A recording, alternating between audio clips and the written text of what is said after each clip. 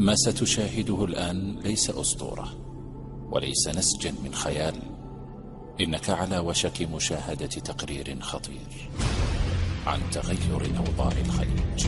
لدينا طموح نسعى ليل نهار للسيطرة على كل الإسلام، رأس الإسلام في الشام وغير الشام. والله نسعى إلى السيطرة على الحجاز وعلى نجد وعلى الكويت وعلى البحرين.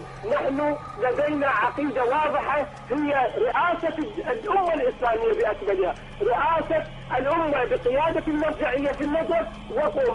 الذي يعجبه والذي لا يعجبه على أن يبلغ البحر. هذا هو الوضوح في عقيدتنا. بغداد اليوم وغدا النجد.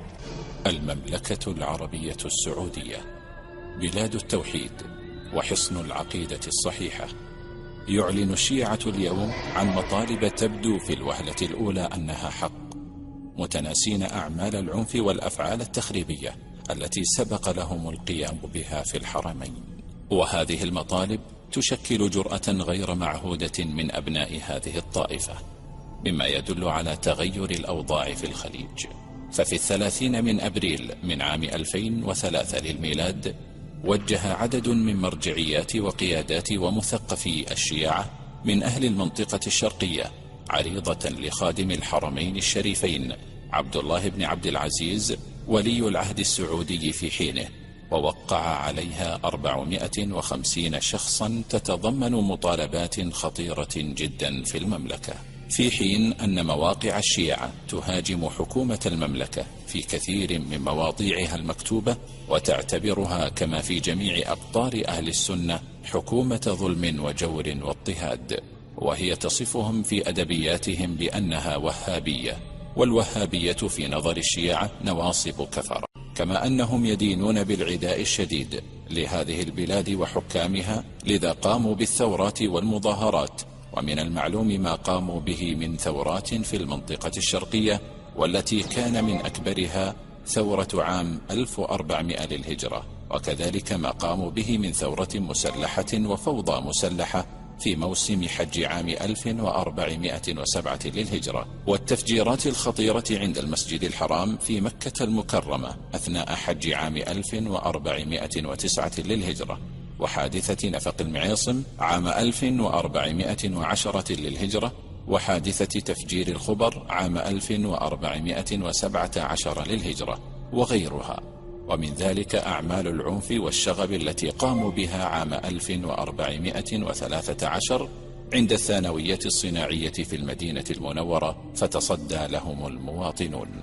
كذلك أعمال الشغب التي قاموا بها في البقيع بجوار مسجد رسول الله صلى الله عليه وسلم عام 1429 للهجرة.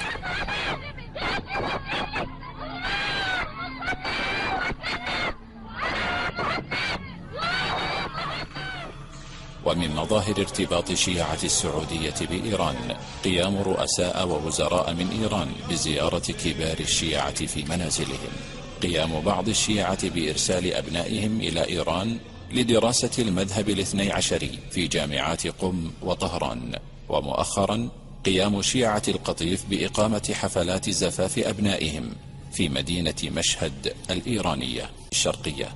وإليك المفاجأة، دولة الأحساء والقطيف، والتي تم الانتهاء من وضع أنظمتها وقوانينها وهي بانتظار ساعة الصفر فقط. إذن فإن الوضع في الخليج يتغير، وقد حان الوقت لأن تستيقظ.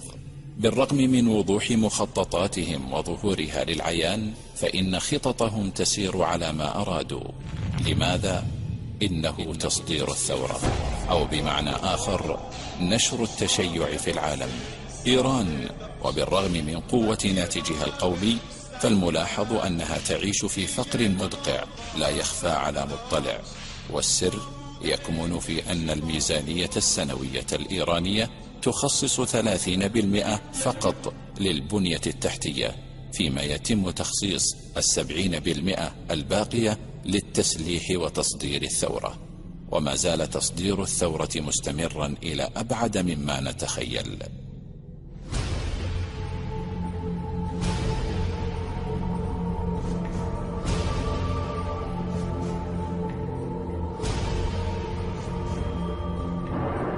هل تعلم أن منظمة واحدة، مجمع أهل البيت العالمي الشيعية لنشر التشيع، دورها وتواجدها في 44 دولة في جميع القارات، فما قولك في غيرها من المؤسسات التابعة للمجلس الأعلى للثورة الثقافية؟ وهل تعلم أن المتخرجين من الوافدين لحوزات إيران أكثر من 12,000 متخرج لعام 2009 للميلاد؟ وهل تعلم أنهم يوزعون الكتب للأعاجم للتشيع في القطيف والأحساء ومكة والمدينة وغيرها وفي دول الخليج، ويعلن عن ذلك في قنواتهم؟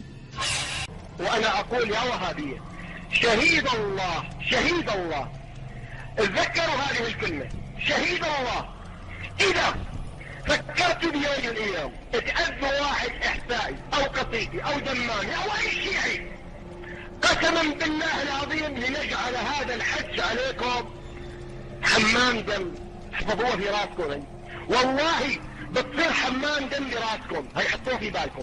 الحجة جاية وكل حج جاية، وإذا ما كان في حاجة والله ندخلكم مو بس من إيران ومن العراق، الآن صرتوا على حدودها، يعني ناكلكم بعظمكم، ما نشوفكم.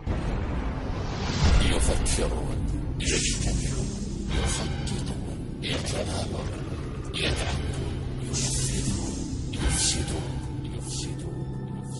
فكما رأيت إن الخليج الذي نعيش فيه اليوم لن يكون نفس الخليج الذي يعيش فيه أولادنا وأحفادنا إن لم نسعى للتغيير.